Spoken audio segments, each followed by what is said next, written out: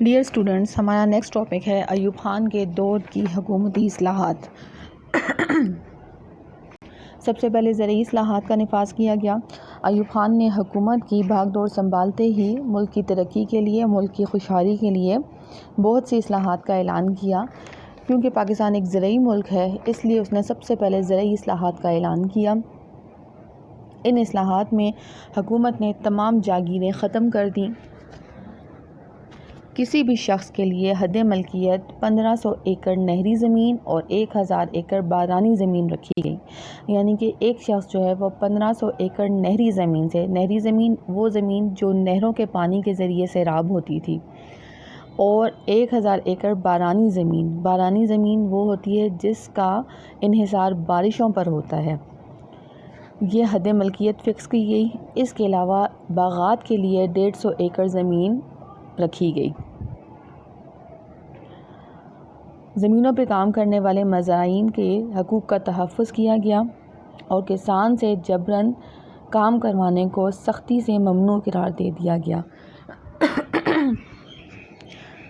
اس کے علاوہ زمینداروں کے پاس جو رقبہ رہ گیا تھا، یعنی کہ 1500 ایکڑ نہری اور 1000 ایکڑ بارانی زمین کے علاوہ جو رقبہ بھی زمینداروں کے پاس رہ گیا تھا، اس کو حکومت نے اپنی تحویل میں لے لیا اور اس کے بدلے حکومت نے ان کو اس زمین کے پیسے دیے، سرکاری بانڈ دیے۔ زمین کے چھوٹے چھوٹے ٹکڑوں کو یکجا کر کے جدید کاشتکاری کے قابل بنایا۔ حکومت کی زرعی اصلاحات میں کچھ خرابیاں تھیں، لیکن ان اصلاحات کے نتیجے میں اس وقت پاکستان کی معیشت میں کافی بہتری سامنے آئی۔ اس کے علاوہ زمینداروں اور کسانوں کو ٹیوب ویل، ٹریکٹر بہت آسان اقساط پر دیے گئے۔ ان اقدامات کو ایوب خان کی حکومت نے گرین ریولوشن، سبز انقلاب کا نام دیا تھا۔ معاشی اصلاحات کے لیے بھی ایوب خان نے بہت سے اقدامات کیے، بلکہ 1960 کی جو دہائی تھی اس کو بعض حلقوں میں ڈیکیڈ آف ڈیولپمنٹ، ترقی کی دہائی کہا جاتا ہے، کیونکہ اس کے دور میں 1968 کا جو ایرا تھا اس میں بہت زیادہ صنعتیں ملک میں لگائی گئیں، اور جو مردہ صنعتیں تھیں، یعنی کہ جو صنعتیں جنہوں نے پہلے کام کرنا شروع کیا لیکن نقصان ہونے پر ان فیکٹریز کو، ان انڈسٹریز کو، ان صنعتوں کو بند کیا گیا، ان تمام صنعتوں کو دوبارہ کھولا گیا، کیونکہ اس میں آلریڈی انفراسٹرکچر موجود تھا، اس میں تمام مشینری موجود تھی، اور پیسے کی بنا پر یا کسی بھی چیز کی وجہ سے ان صنعتوں کو، ان فیکٹریوں کو بند کر دیا گیا تھا۔ تو لہٰذا ایوب خان نے ان صنعتوں کو بھی دوبارہ سے کھلوایا۔ ان اصلاحات کے نتیجے میں اور ملک میں بہت ترقی ہوئی، اور سب سے زیادہ چیز جس کے اوپر فوکس کیا گیا تھا، جس پہ زور دیا گیا تھا، وہ یہ تھا کہ آپ اپنے ملک کا خام مال، را میٹیریل استعمال کریں۔ فار ایگزامپل، اگر آپ کپڑا بنا رہے ہیں تو اپنے ملک کی کاٹن استعمال کریں۔ آپ چینی بنا رہے ہیں، اپنے ملک کا گنا، شوگر کین جو ہے اس کو استعمال کریں۔ اس دور میں جو ترقی ہوئی، قومی آمدنی میں اضافہ تقریباً 30% سے زیادہ ہو گیا تھا۔ ہماری جو برآمدات تھیں، ہماری جو ایکسپورٹس تھیں، اس میں بھی 7% سالانہ کے حساب سے اضافہ ہوا۔ ہمارے صنعتی شعبے میں 40% سے زیادہ ترقی ہوئی۔ زرعی شعبے میں بھی 15% سے زیادہ ترقی ہوئی، اور یہ تمام چیزیں جو ہیں یہ بیس کر رہی تھیں کہ ہم نے اپنے ملک کے کارخانوں میں اپنا خام مال زیادہ سے زیادہ استعمال کیا تاکہ ہمارا زرعی مبادلہ زیادہ سے زیادہ بڑھ سکے۔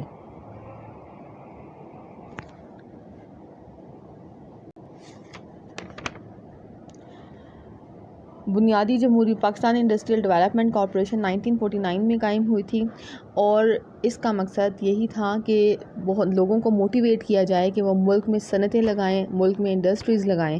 نہ صرف ملک کے اپنے لوگوں کو موٹیویٹ کیا گیا، بلکہ باہر سے کے لوگوں کو بھی موٹیویٹ کیا گیا کہ وہ ہمارے ملک میں آ کے انویسٹمنٹ کریں، زیادہ سے زیادہ سرمایہ کاری کریں، اور ان کو بہت زیادہ فیسیلیٹیٹ کیا گیا تھا، ان کو بہت زیادہ مراعات دی گئی تھیں جیسے ٹیکس کی چھوٹ دے دی گئی تھی، قرضے آسان اقساط پر مہیا کیے جا رہے تھے تاکہ لوگ جو ہیں ان کا یقین بحال ہو کہ پاکستان جو ہے وہ ایک قائم رہنے والا ملک ہے، اور یہاں پر جو ہے جو انڈسٹریز لگائی جائیں گی وہ لازمی آگے جا کے ترقی کریں گی، جس سے نہ صرف اس شخص کو فائدہ ہوگا جس نے انویسٹمنٹ کی ہے بلکہ ملک کو بھی بہت فائدہ ہوگا۔ بنیادی جمہوریتوں کا نظام، یہ سیاسی اصلاحات تھیں ایوب خان کی جو اس نے ملک میں امپلیمنٹ کی تھیں۔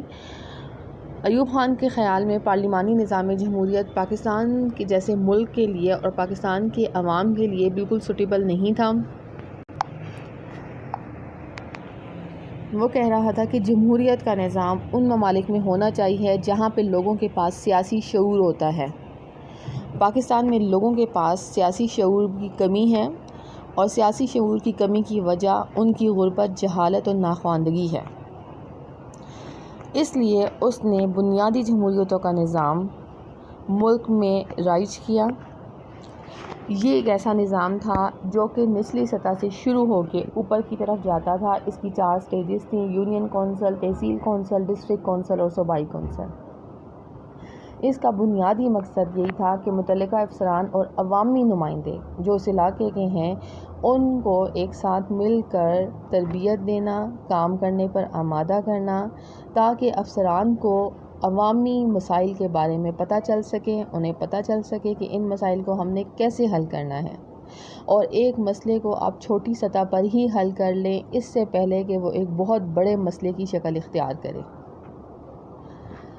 یونین کونسل تقریباً جہاں پہ آبادی 1000 افراد پر مشتمل تھی وہاں پر ایک یونین کونسل قائم کر دی جاتی تھی۔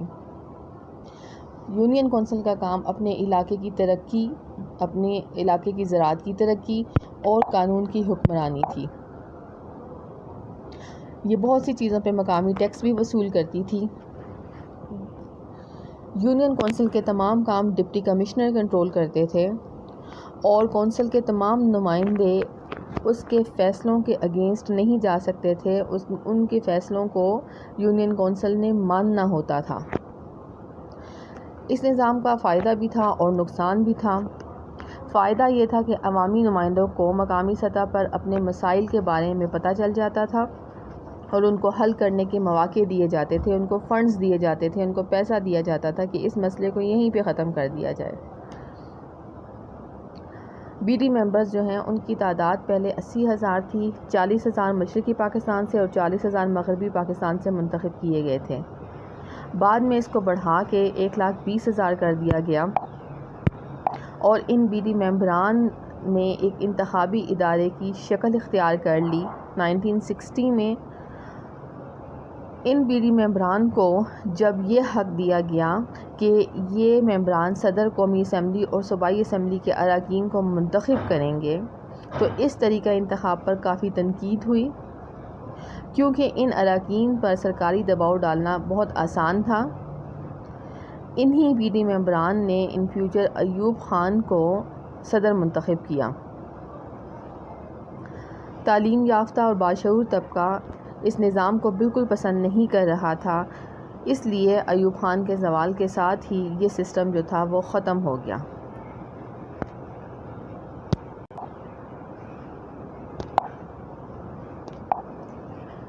مسلم فیملی لا آرڈیننس بھی ایوب خان نے پیش کیا۔